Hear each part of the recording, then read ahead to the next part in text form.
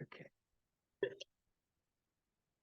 Thank you for joining me again. Good morning. We're again in Masechet Yoma, Daf Yud Aleph Amud Aleph, which is page 11a in the vernacular. And we're going to start about 1, 2, 3, 4, 5, 6 lines from the top of the page. The discussion has been on mezuzah, which is perhaps a little bit surprising. We're doing Masechet Yoma, which is to do with Yom HaKippurim.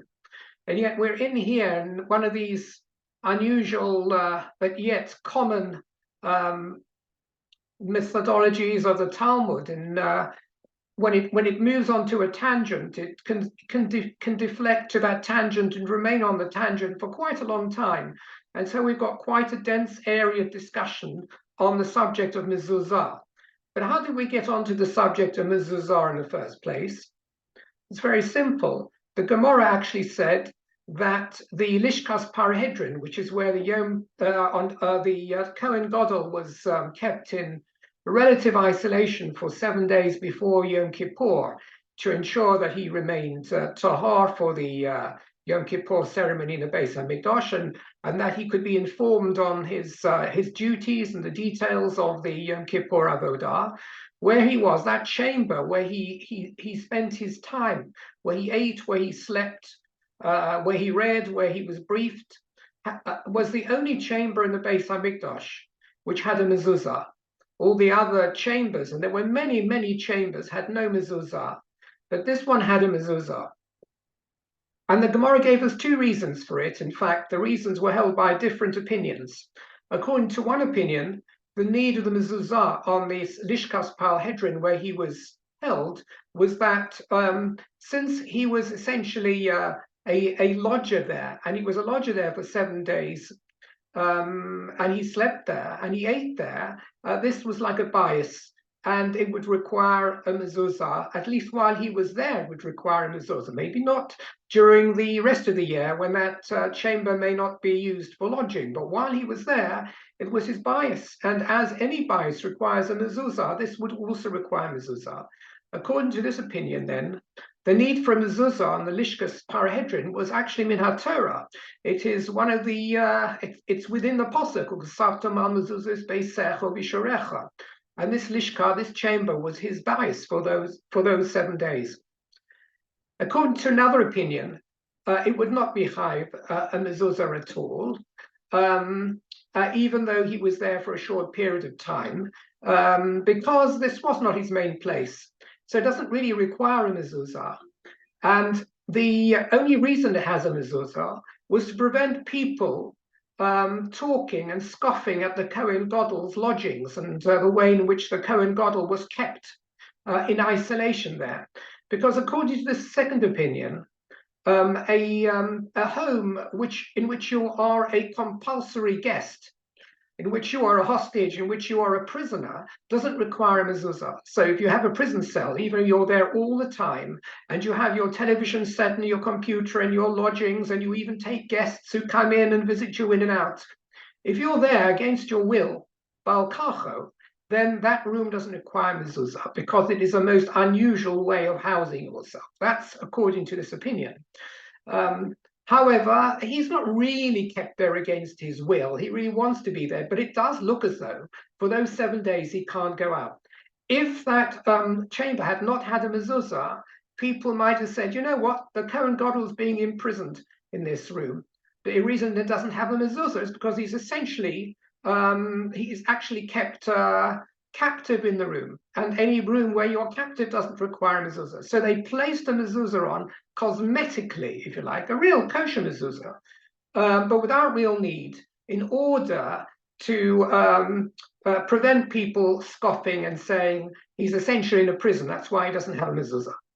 So it was there almost as a Marisign thing. It looks bad to have someone living somewhere without a mezuzah because it isn't really needed. People come to the conclusion that he's essentially being treated like a prisoner, and therefore we put a mezuzah on so that people don't make such a claim.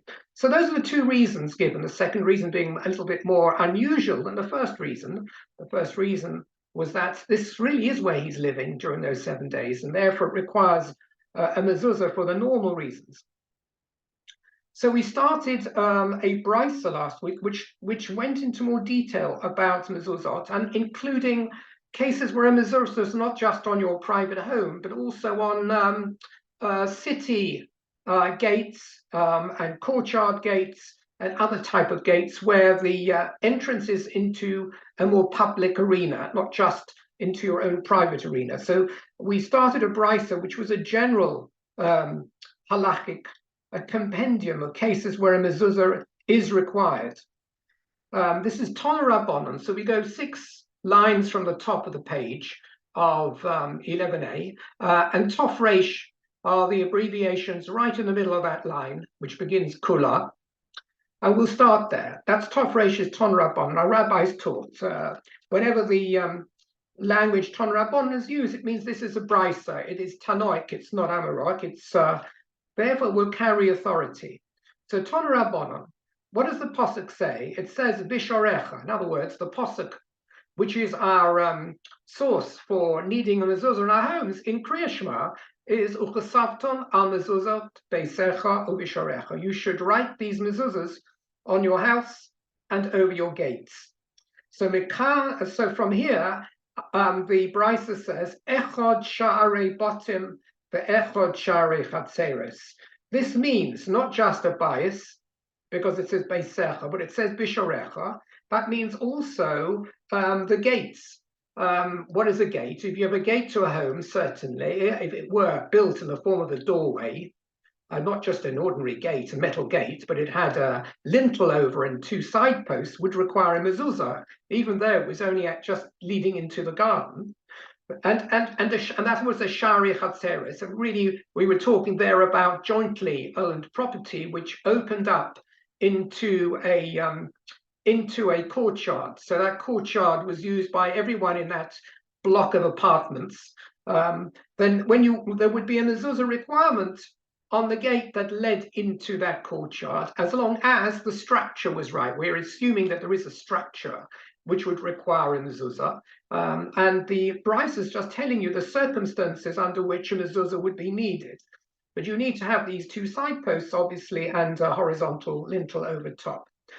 So it was Echod Shari Batim, Echod Shari Chatzeres, and also the Echod Shari Medinos, also gates that lead into, well, Medina is like a country, almost as if you had a state in which the only ways in were perhaps on through a moat or something leading into a large castle, and that was actually your country inside. Then that would also require a gate on, a mezuzah on, if it was built with a lintel, etc. The Echod Share Ayoros, and this is perhaps a slightly more usual version of it, and also a town gate, where you have a town, and that town is surrounded by walls, possibly, and there is around the wall, there is a gate leading into the town, which was perhaps guarded. That would also require a mezuzah on the gate. Yesh behen chovas mitzvah lamokem, as the brisa says, there is a requirement for a mezuzah, and it's a mezuzat mitzvah. You would make a bracha on it, etc., because it leads into a place where people live, where people have their homes. The homes are within the town, and the gateway into the town is the gateway into those homes, essentially. So they would require mezuzot. Mishum shenema, because the pasuk says, again, we're bringing this pasuk, but we're looking at the pasuk a bit more closely. Uchasavtom al mezuzos beisecha vishorecha. And the implication is that we have a plural on bishorecha. It doesn't say bishorecha, which means and in your gate, that you should put a mezuzah into the gate leading into your house. But bishorecha means your plural gates. It means even places which lead into jointly owned premises, which are owned by a plurality of people, also require a mezuzah. And that will include a town gate, a gate leading into a town, into a village, etc. would also require a mezuzah or under the lintel of such a gate. Okay, so that's a general brisa. And then the Gemara asks a question here on a real life case. So Amalei Abai to Rav Safra. Abai said to Rav Safra the following: and it's a query. He had a practical shaila. He said, Hani abuli de mechuzah. This is what we just, I think, started to do last week when we reached the end of our shir. Hani abuli de mechuzah. My tamalo abdulu rabban mezuzah. These gates leading into the town of Mechuzah. What is the reason that the Chachamim didn't place a mezuzah? So here we have a real live town, Mechuzah, which was used by the Amoraim in Bovel, the Talmud Bavli sages. Many of them lived in this town called Mechuzah. And I shared this screen with you last time. I'll share it again, and we'll just spend a little bit more time on it. Do you remember this? I gave you a map of Bovel. I'll just expand it. I'll expand that map for you once I find the expansion icon. Just move this away so I can see it. Okay. So here we have the river Tigris, and here we have the river Euphrates, and this is Babylon at the time of the Talmud. And I just pointed out some important places to you. Here is the most famous surah, where Rav and others were really, this academy lasted many hundreds of years. Over here you have Pumbedisa, which was another very important town. You have Nehadir, which was another very important town. And if you look over here, if I can find it myself, you have Mechuzah. Mechuzah was on the Tigris. These yeshiva towns were in the Euphrates. You see that the settlement of the religious communities, we're talking about the communities that contributed their yeshivot to the study of the Mishnah and were essentially the decisors in Talmud Bavli, were scattered along Bovel. They weren't all in one little area. They were not all in Brooklyn. You can see this extends hundreds of miles.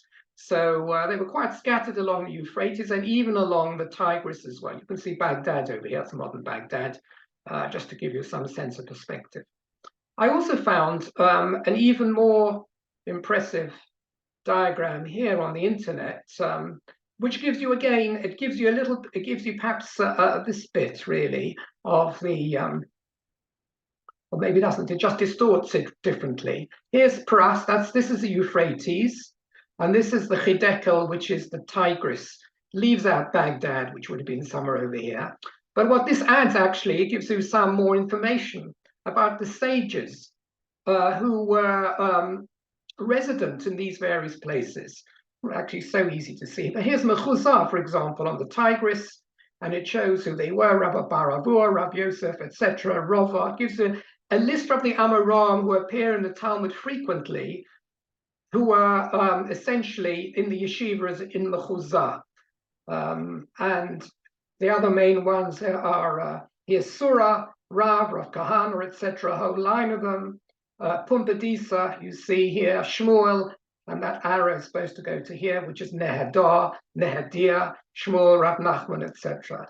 So this is actually a very useful diagram. Someone who's actually trying to get a sense of what was going on in Bovel and Talmudic times. It was a whole industry of learning. There were many yeshivas scattered around. The idea that Talmud Bavli was all written in one little shtetl is completely thrown into contradiction when you look at these sorts of maps and you see lots of sages in different areas. And here in the Gemara we learn a lot of these names appear all the time.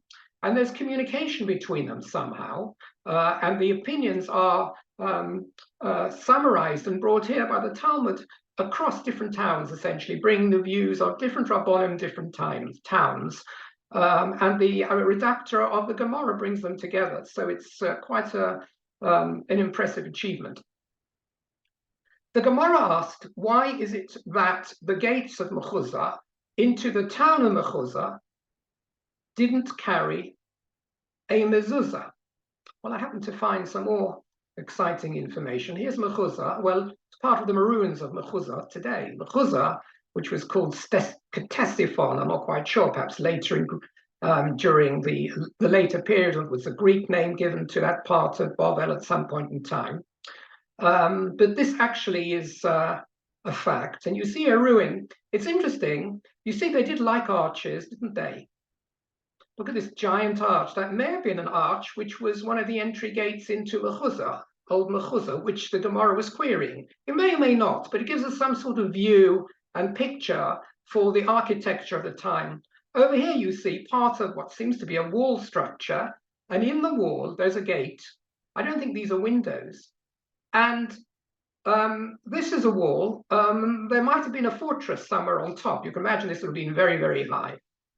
And the Gemara is asking why there wasn't a mezuzah here or a mezuzah here or whatever it is, even though these were meant to be entries into the town of Mechuzah.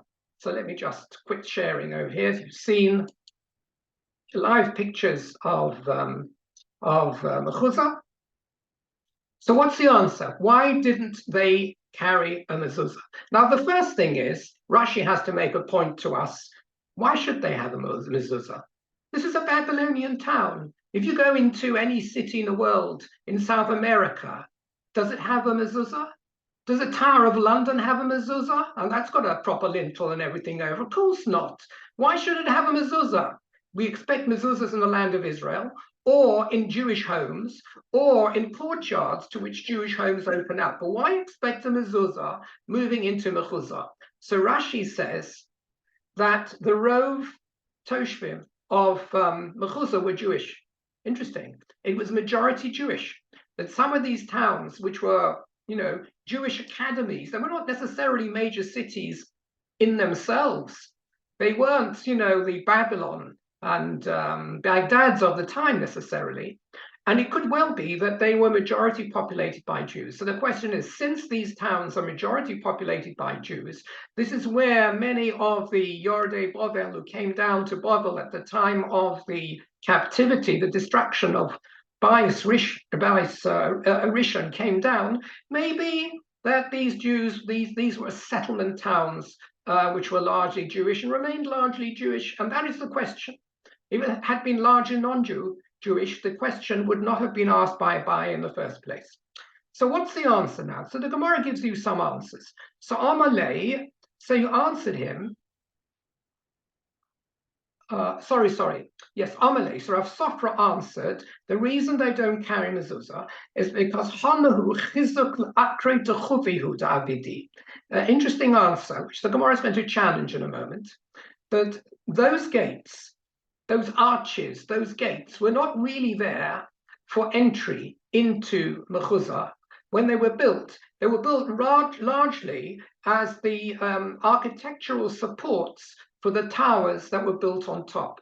And I showed you that structure just a moment ago when I shared the screen of that huge arch and some of the other entrances in Mechuzah.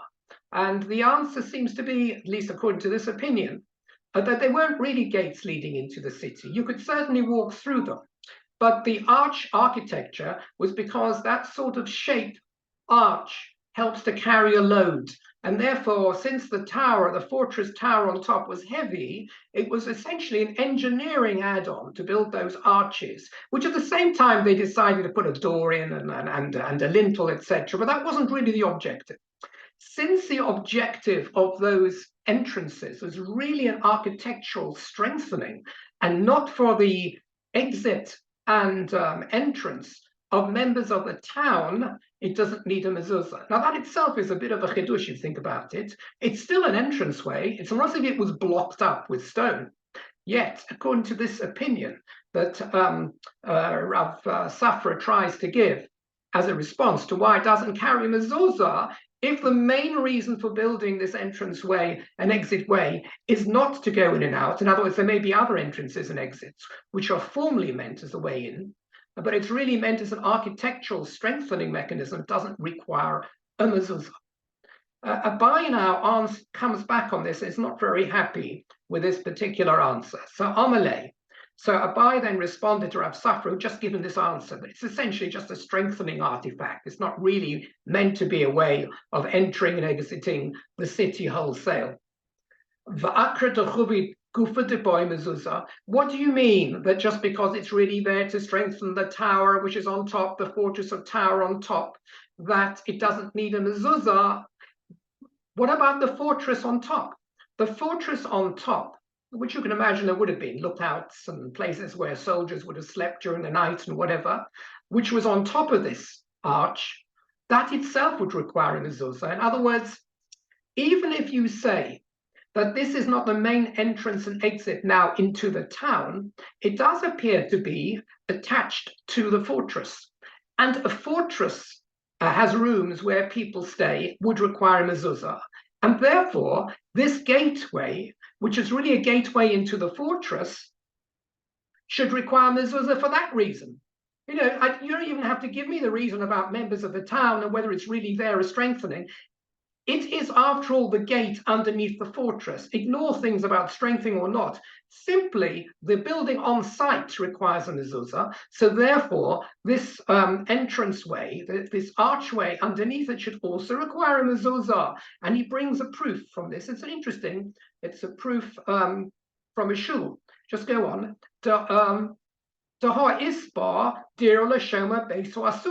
the first thing he says, why should it require a mezuzah? Because the fortress is a place where the shomer, the Beis Ha'asurim, would live all the time. In other words, this fortress is probably the town jail. Beis Ha'asurim is where you keep the prisoners. Surely the guards for the prison above, maybe we said before actually that the prison itself, the prison cells don't require mezuzah because the people there are kept against their will. But there are shomrim there. There's the security officers and the police who live upstairs in the fortress, making sure that the prisoners don't escape. They're sleeping there and they're eating there. So therefore, the fortress requires a mezuzah. So therefore, this particular gate underneath should certainly require a mezuzah anyway. How do I know that an entrance into a place where the structure itself requires a mezuzah, that also requires a mezuzah? The Gemara is going to prove this in a moment. The fortress itself requires a mezuzah. The Gemara wants to say that that gate underneath it, which leads to it, should also require a mezuzah because it leads to the fortress, which requires a mezuzah. So the Gemara proves this point this way. To Hotanya, because we learned in a brisa, Beis HaKnesses, sheyesh bo beis dira lechazan HaKnesses chayeves b'mezuzah. Now, Beis HaKnesses, a shul, does not require a mezuzah. There's no mezuzah on leading into a shul, because a shul isn't a place which is meant to be where you live. Now, there are exceptions. If it's a Beis HaMedrash and there are guests who used to sleep on the benches in old Poland, they used to put a mezuzah on. But something which is purely a Beis HaKnesses, nobody sleeps in. And by the way, I must say, very funnily, a few years ago, it was quite a few years ago, when I was the hallowed president of Beit Knesset Anosi, I came in early and I could hear shuffling upstairs in the women's gallery on a weekday.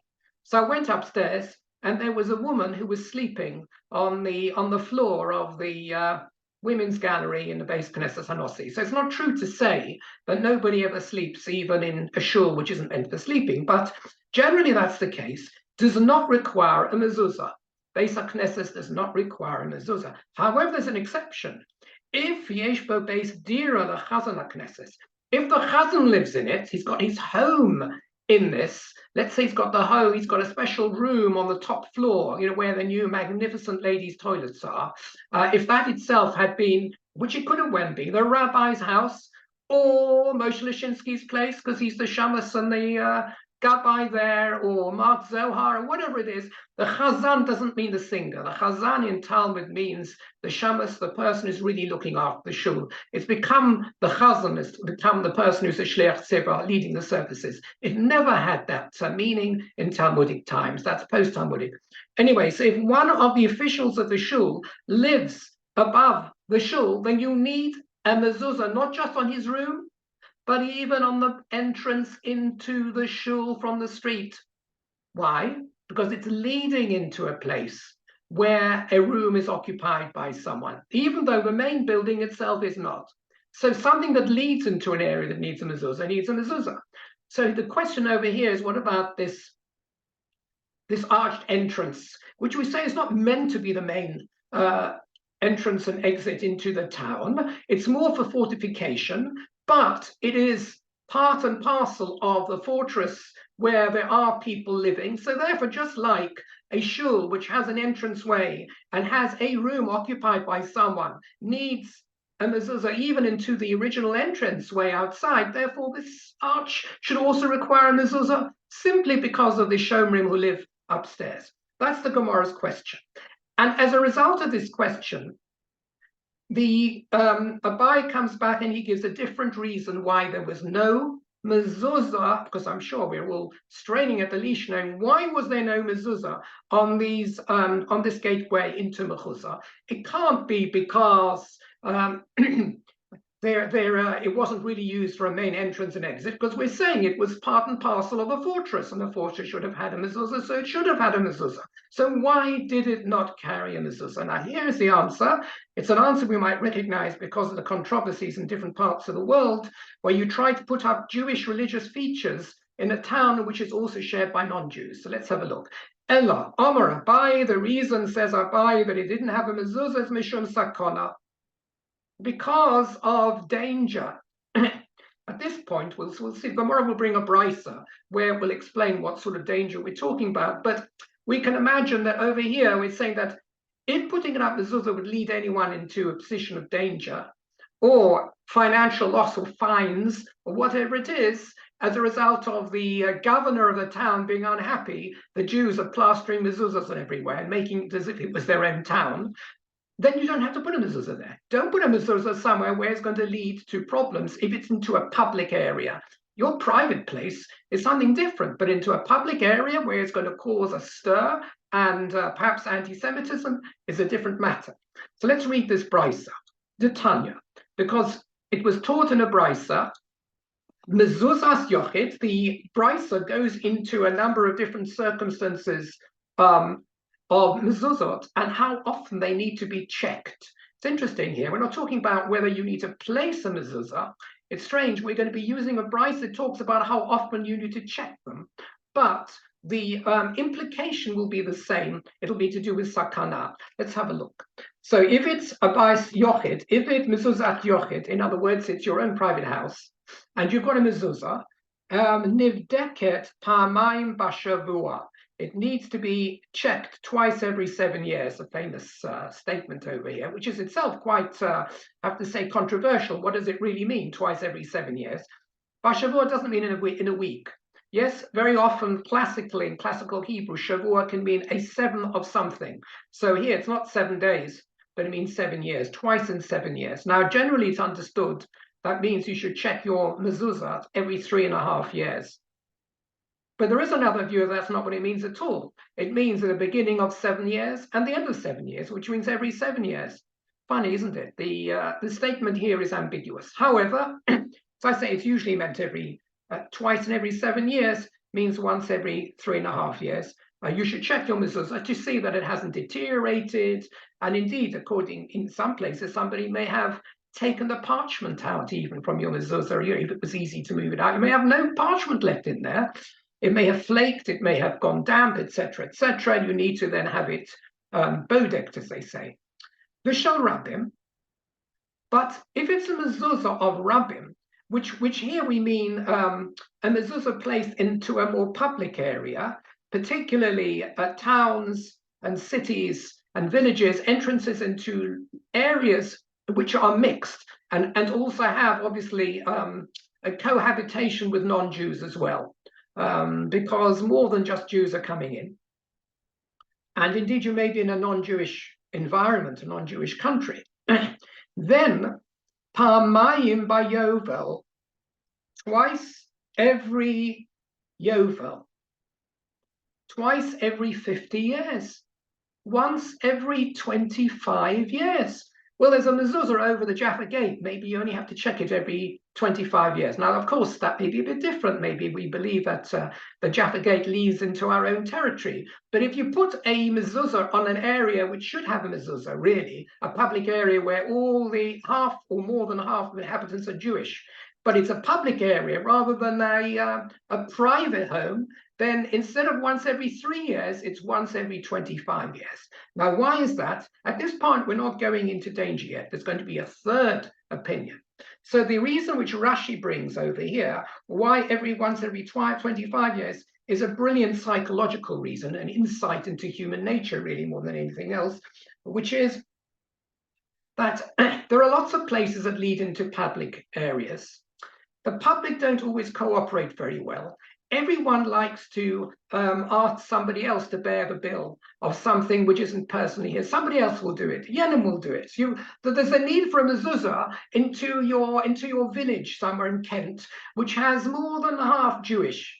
Well, every person will say, well, it's not up to me, it's up to that shul. And they will say it's up to somebody else. So this is to save bother and to encourage people to do something which otherwise they wouldn't do. Rashi says that if you inflict too much trouble on people in a town who don't have their own personal vested interest, even in a mezuzah, they end up won't putting a mezuzah up. If they're going to have to call someone every 3.5 years to take the mezuzah down, everybody will say that's up to somebody else to do. He lives nearer the town gate than I do, etc. My own private mezuzah, of course, I'm going to check every 3.5 years. But the town mezuzah, right? This is before maybe there was a beis din that dealt with all the local affairs, etc. So if you ask too much, you get nothing. Tafasta meruba lo tafasta. You ask for too much, you get nothing. It's better to ask for something less. Put a mezuzah up, but you only have to check it every 25 years. Let's hope. And how do you know it's going to be kosher between all those 25 years? Everybody should be screaming and saying, well, look, every 3.5 years on a home, 25 years on a public place. How do you know that mezuzah is going to be kosher? What's the point of putting it up if you're not going to be bodeket?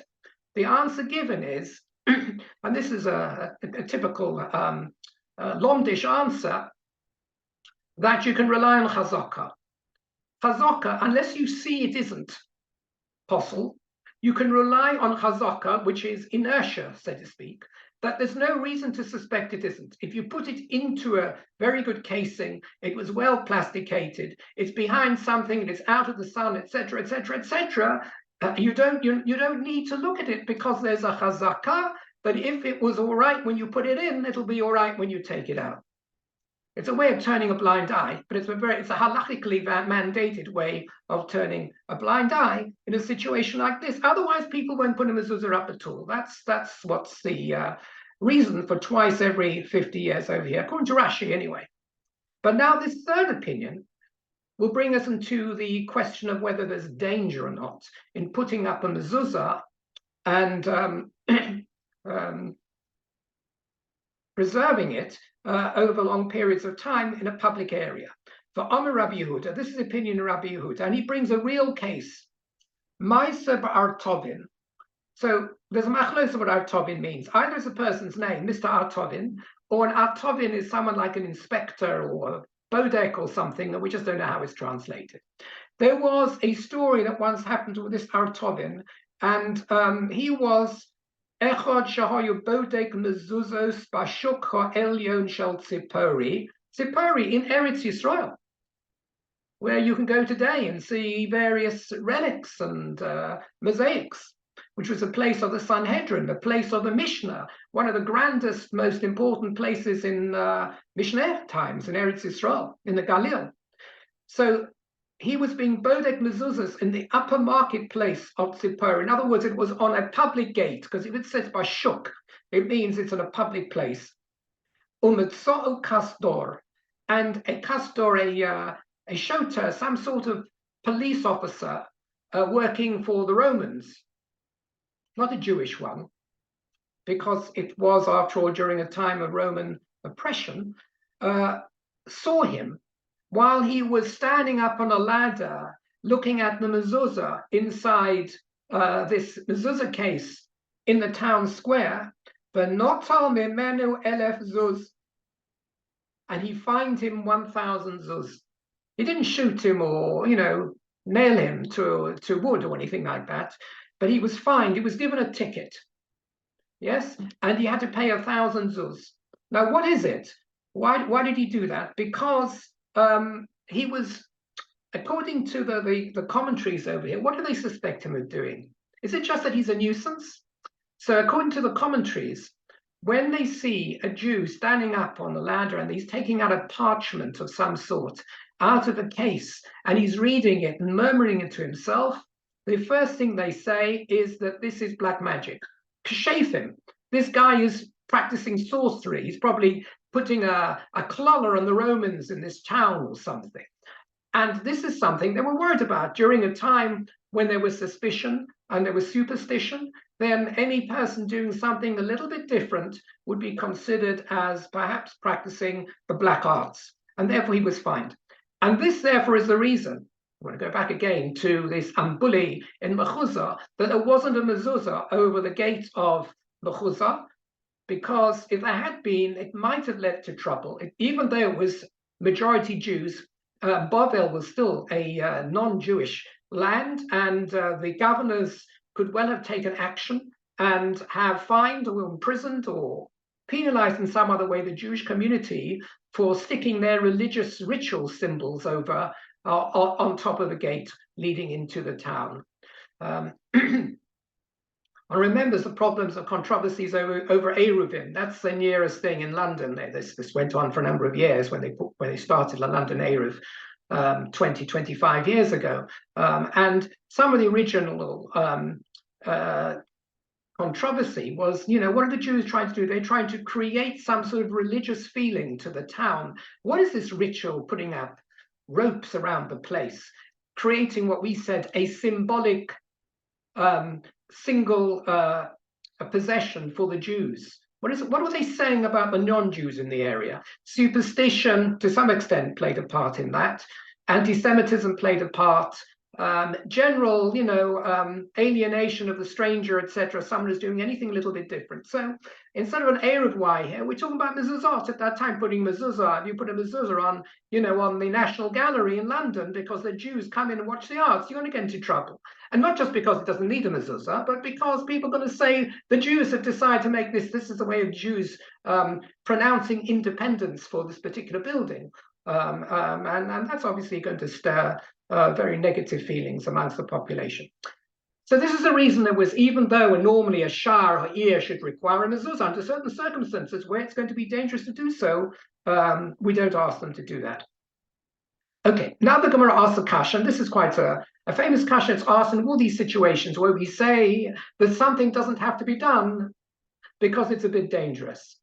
I mean, if I said to you, you don't have to hear shofar this year because we're a bit worried that the goyim might overhear it, don't hear shofar, would you just abandon the shofar? If there is a din of mezuzah, and if the din of mezuzah is min haTorah, and if you say it is because this is a gateway leading into a town, the fact there is a bit of a danger, does that mean you don't have to do it? Does it depend how dangerous it is? Is it really b'koach nefesh? There's always very much a how long is a piece of string in making these sorts of judgments. Certainly with something's only rabbinic or only a minhag, that's one thing. But if it's a din, you have to go as far as you can to fulfill the din before saying, this is just a little bit hazardous, I don't want to do it. So here the Gemara says, okay, even if it is a bit dangerous, surely there's a principle that we have, which means that you should do it. This principle is for Ha'amar Rabbi Elazar, Shaluchei Mitzvah Ein Nizokin. This is in countless places. A shliach mitzvah should rely on the fact that he will get divine protection, and therefore, why is it even in real terms this Artovin was fined? The Gemara in different places gives many different answers to why bad things happen, even though you might be doing a mitzvah. Who says that every time you do a mitzvah, you're going to be protected? It doesn't depend upon how serious the hazard is, how big the mitzvah is. Were you really doing the mitzvah lishma? The Gemara asks other places as well. Maybe you didn't really do the mitzvah with the right kavanah. Maybe that's why you weren't protected. You can go around the different mesechtas and you'll find different answers. So here the Gemara will give an answer why you can't always rely on divine protection, and it's a very simple statistical one. Yes, the Gemara accepts the fact there is such a klal, it's a principle, that a shliach mitzvah can rely on some protection, and that he's not going to be nizak, he's not going to be harmed when he's doing the mitzvah. In other words, even if he's doing something which is a bit hazardous, and if it were not a mitzvah to do it, he's likely to find that the hazard means he will meet his fate in some way, will have to pay a fine or something. If he's doing it for a mitzvah, he's much more likely to find that he is protected, that it doesn't happen. In other words, luck will shine at him, so to speak, like HaKadosh Baruch Hu will shine at him, because he's doing a mitzvah, and rather than doing just something he wants to do. However, there are limits. Here's the answer. The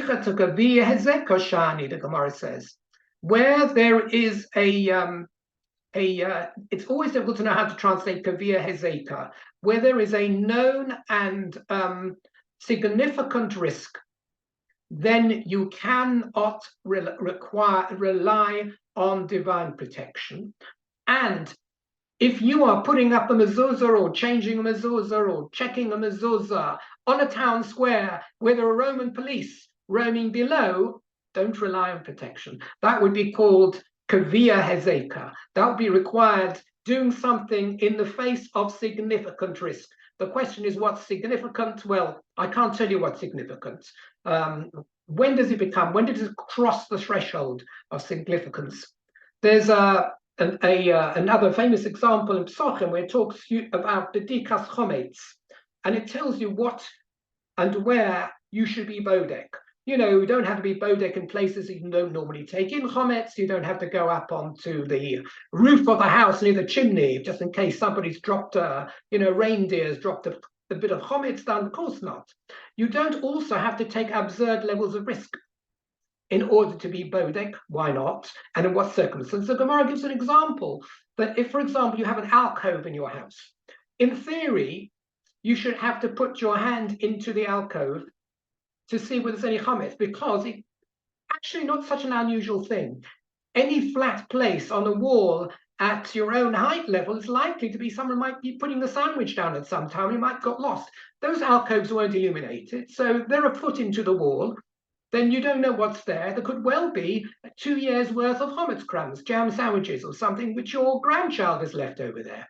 So you should have to do a bedika. However, if there's a risk of akrobim and achoshim there, in other words, how risky is it to put your hand in? You might find that you withdraw your hand and it's been bitten by a scorpion. Well, are you supposed to go that far? So the Gemara there talks about if it's shchicha hezeka, how dangerous does it have to be? So we get into that sort of topic again. Again, you need to do a bedika, but you don't have to do a bedika at the risk of your life. And over here, you don't have to put a mezuzah up at the risk of your life, or even, we said before, the case for Artova, he was fined. It's interesting. Even at the risk of having to pay a serious fine, that's also considered to be hezek, damage. You don't have to do so. So where there is a significant risk, and that has to be assessed, then you don't have to do that particular type of mitzvah. Okay, and that will explain, according to this view, why, as I say, this gateway into mechuzah did not carry a mezuzah, because it would have been dangerous to have done so. Now the Gemara is actually going to bring you a proof. This is an interesting proof from Nach in Shmuel Aleph, that you don't have to, you cannot rely on divine protection if there is a significant risk. I'm going to bring this from Nach. In other words, not as a svara, it's not just general reasoning. I'll bring you a proof. So the Gemara says, Dichsev, as we find in the Pasuk, and I'll share the screen with you on this. The Pasuk says in Shmuel Aleph, Vayomer Shmuel, Shmuel said, Eichelech, how can I go? V'shama Shaul v'haraguni. When Shaul hears that I'm on the way, he'll kill me.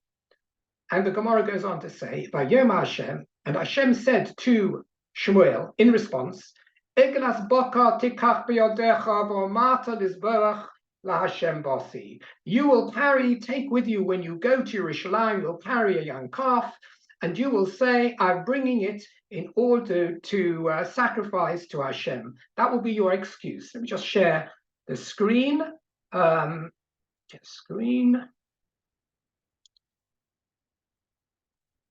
I like to bring you a little bit more of the posuk, because very often the Gemara is skimpy in bringing you the full reference. Okay. So, sure, it says, Vayom Hashem el Shmuel, ad moseato misabel al Shaul. How long are you going to mourn about the fact that I have removed Shaul from power as being a king? For anim astiv melech al Yisrael. I have rejected him now from being a king over Israel. This is after he fails in the battle with Amalek. Milei kernecha shemen, fill your horn with oil, v'leich, and go, eshlachacha el Yishai Beis halachmi kori isi bevonov li melech. I'm going to send you to Yeshai because I've seen one of his sons is fit to be the next king who will take over from David. So I want you to go over there and anoint him with oil and make him the next king. What are you hanging around for here? I found the successor to Shaul. Shaul isn't going to be the king anymore. You may have Rachmanos on him, but I'm afraid that's a fact now. So by Yom Shmuel, this is the next posuk. Shmuel responded to Hashem. Essentially, I'm frightened. How can I go and anoint David? V'shama Shaul v'haragoni. When Shaul hears that I've gone and anointed someone in his place, a new king, then he will kill me. Seems very strange. We have Shmuel frightened. Vayoma Hashem. So Hashem said to Shmuel, you're right to be frightened. And therefore I give you an eitzah. Make as if you're going to Yerushalayim to anoint, not to anoint, to offer a korban. If anyone meets you, and not to anoint David as the king in Yerushalayim, but simply to carry a korban. So very, very strange. First of all, you have Shemuel, who's given instruction to go to David by HaKadosh Baruch Hu. What better protection can you have than Hashem says, go, I'm sending you on a mission, carry out the mission. And yet, Shmuel says, I'm frightened to carry out your mission. So that itself is extraordinary. What is more extraordinary in this posuk is that Hashem concurs with Shmuel, because he then says, yes, I understand why you're frightened, and you're right to be frightened, but I'll give you a pretext. You just have to go to Yerushalayim. People will see you. They won't know you're going to anoint David. They'll think you're just going to carry a korban because you're going to carry this young calf with you, and all will be well. Shall stop sharing a moment. So what do you see from here? This is meant to be a raya, a proof from Sefer Shmuel even, that if a person is about to do even a mitzvah, in this extraordinary case, even the mitzvah to carry out God's command directly to him, if that would carry a lot of risk, he has a right to object and say it carries too much risk, and Hashem will agree that that mitzvah does not need to be carried out in a straightforward way. If he had real divine protection, then he should have gone, forget about a calf, not a calf. He could have gone with a sign on his chest saying, I am going to Yerushalayim and I'm going to anoint David. Why doesn't he do so? He's got Hashem's protection. You can see that Hashem's protection doesn't necessarily cover someone when they move into the front line or into a great risk. This is a very extraordinary proof, just about the strongest proof you can have, essentially, one can't rely on a miracle. And in this case, even when Hashem says that I'm instructing you to do so and so. Okay. So this is why according to Rabbi Yehuda and others, you wouldn't need to put a mezuzah up somewhere in a place like that, because you can't rely on divine protection. And we see even the posuk in Shmuel, mitzadach, that is the case. Okay, that deals with the question and answer over the gates in Mechuzah. Now the Gemara is going back again to talk more generally about the situations where mezuzah is required, and bring some very strange examples, as the Gemara always does, to make the reading a little bit more interesting. When do you have to put a mezuzah on? What establishments do you need to put a mezuzah on? So Tani Rav Kana Kamid Rav Yehuda, I'm back in the Gemara. Rav Kana taught in the name of Rav Yehuda the following: Beis HaTeven, a storehouse for teven, for straw, where you might, a straw house, not a straw house, but a storehouse of some sort of shed or cabin where you place the straw from the field. You leave it there to dry, for example. That's what you use it for. You don't use it to sit in and have your lunch or sleep in. And we're going to bring a number of cases now which are potter from mezuzah. This is going to be one of those because it's a string of them. And they're not necessarily going to be the halacha for today, because some of these you're going to say, that's funny. I've got one of those, and I've got a mezuzah on it. So let's not get too het up about whether this is today's halacha. This is an opinion which was brought in a brisa. So a house in which you store straw, uveis habokar, and a cattle shed, where you imagine the cattle are eating their straw, whatever it is, but the smelly cattle are in there. Uveis ha'etzim, and your wood storage house, or wood storage room, or whatever it is, the wood storage house, let's just say, because these would have been in the farming area, where you place the woods, which you're eventually going to take, a bit like a coal shed. Now, in the days that people use coal, it's where your fuel goes, and it's there to keep it dry before you need to stoke with it. Uveis ha'ot soros, this is the most surprising, really, because we're going to say they're potter, your storehouses. This would mean anywhere you put your wine, your oil, your crops, your fruit. People don't live in these places, but you go in and out every now and again, and you take whenever you want to have more corn or more wine or more oil, you go into there and take stuff out. So it is really part and parcel of what nowadays you might have thought was your home and would require a mezuzah. But this brisa says the following: Peturim min ha-mezuzah. They are potter min ha-mezuzah, but a reason now is given, which is really quite hair-raising. Why are they potter mezuzah? Not because people don't sometimes use them; they're not used day to day as part of your home surroundings, but for a specific reason that you don't need a mezuzah. Mipnei shahanashim. It's all to do with women, of course. Neosos bohem. Women, what's the word neosos? There's a bit of a discussion of what it means, because the Gemara is going to ask straight away, women are neosos bohem. Actually, the word neosos sounds a bit like no'er, means to beautify themselves. So let's have a look. And we'll find there's at least one view that that's the meaning. My neosos, so the Gemara first of all says rochatsos. It means they wash themselves there. This is very strange. I don't know how many cattle sheds and places like that women would necessarily have a shower or a bath in, but it seems that these are places which may well be used. They're not in the house. Women couldn't wash themselves in the house because there's like one room there, I imagine, whatever it is. You wouldn't, have a proper wash. It's pasnished. They wouldn't wash at the river either, because they would snooar. They didn't just go and undress themselves and wade through the river.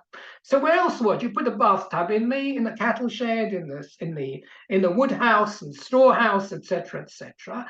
And for this reason, they don't need a mezuzah.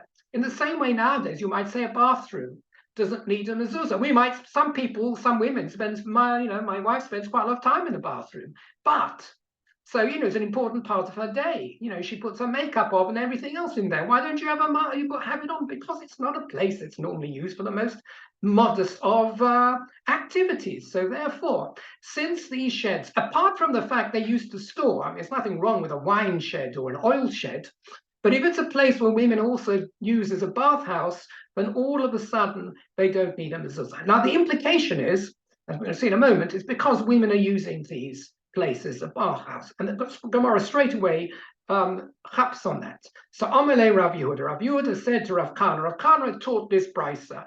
These places don't need a mezuzah because the women are bathing in these places. He says, Taima derochatzos. So it seems that the brisa is saying that the only reason that they are potter and mezuzah, these various store places, is because women wash in them. Or Hastama chayovim. So the implication is what we would call nowadays a storehouse, where women don't nowadays bathe or wash themselves in, would be chayav mezuzah. So if you had an oil house and a storehouse and a cattle shed, and you had a wood hut, etc., and coal sheds, they would require a mezuzah, because you're going in and out and making use of them. It's not just a place where you eat physically or you sleep physically. They're part and parcel of your home surroundings, and you'd need a mezuzah. Of course, if it's also used for purposes which are immodest, then it's not a kovod to have a mezuzah. After you should ask yourself, why shouldn't a bathroom have a mezuzah? Isn't that part of the way you live? course, it's part of the way you live. You think about it, you could ask the very basic question. Everything I do in my house is what I need. I've got a library room where I read. Yeah, I've got a smoking room. I don't have a smoking room. Some people may have had a smoking room and I smoke. Well, why should I have a mezuzah? Why should the bathroom have a mezuzah on your list? The only reason to exclude a bathroom is not because it doesn't constitute a place where you're living. You are living in it. In one of your activities, you're living in it. But it's a place which we consider to have lack of tzniut, lack of modesty. And for that reason, we don't have a parchment outside it. If it were not for that, we would. And this place, a place which is being used for any such immodest activities, doesn't have a mezuzah. But if it's a storehouse, it will. So now he asks, so he says, V'hotan, he's going to ask a kasha. So the implication is that if these places did not have immodest washing going on in them, they would require a mezuzah. V'hotanya, so says Rabbi Yehuda, I'm going to bring you a kasha from another brisa where it does not seem to be the case. That brisa says refes boka petura min hamezuzah. That says that, for example, a cattle shed is potter from a mezuzah, doesn't need a mezuzah, and for some reason his kasha implies that this is not going to be one that is likely to be used for women washing. So it seems that it's not the women washing only that prevents a mezuzah being needed. We have this brisa suggests a mezuzah isn't needed even if there is no washing inside, even though it's only a refes boka. So 1 second.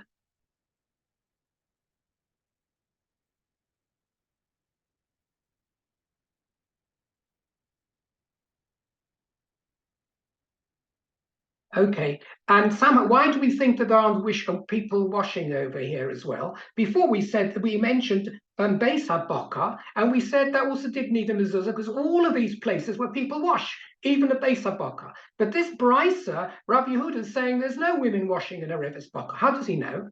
The answer is, Tosas says, interestingly, that before, in the first brisa, we used the terminology Beis HaBoka, and here we use the terminology Refes Boka. Isn't such a big difference.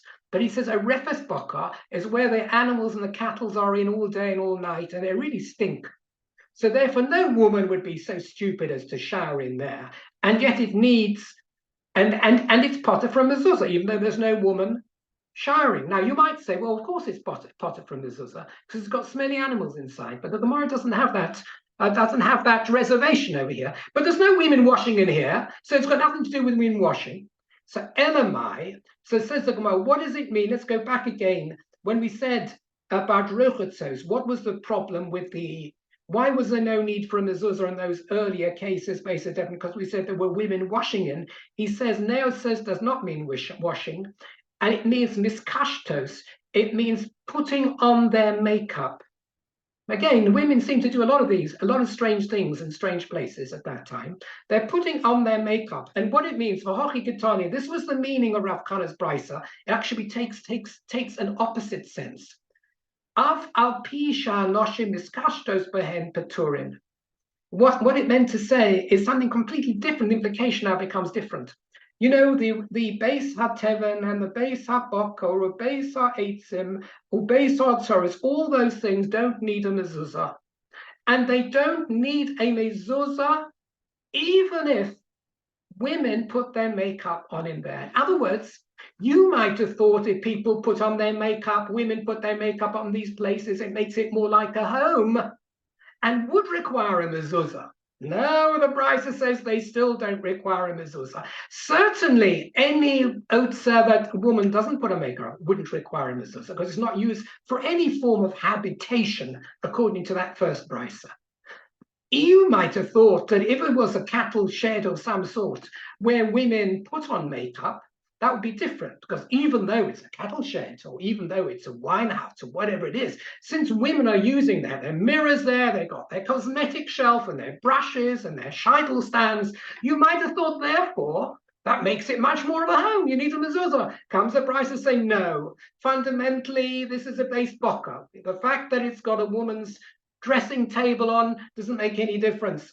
That's the new explanation that we're putting into that brisa. So it would seem that that brisa takes the view that there is no need for a mezuzah on a storage place of any of these storage places, and even if you upgrade them and make them in some ways double usage, that the woman is putting on her makeup because she wants to be modest. She doesn't mind the cows walking around her while she's putting on her lipstick, but she doesn't want to do it in the home because that's immodest. It's amazing how wonderful the women were at those times, that they went out into the sheds and the cattle sheds in order to put their makeup on so that others wouldn't see them. Okay, we're going to stop over here. We will carry on with cattle sheds and stuff like that when we meet again next week, please God. And I'm going to quit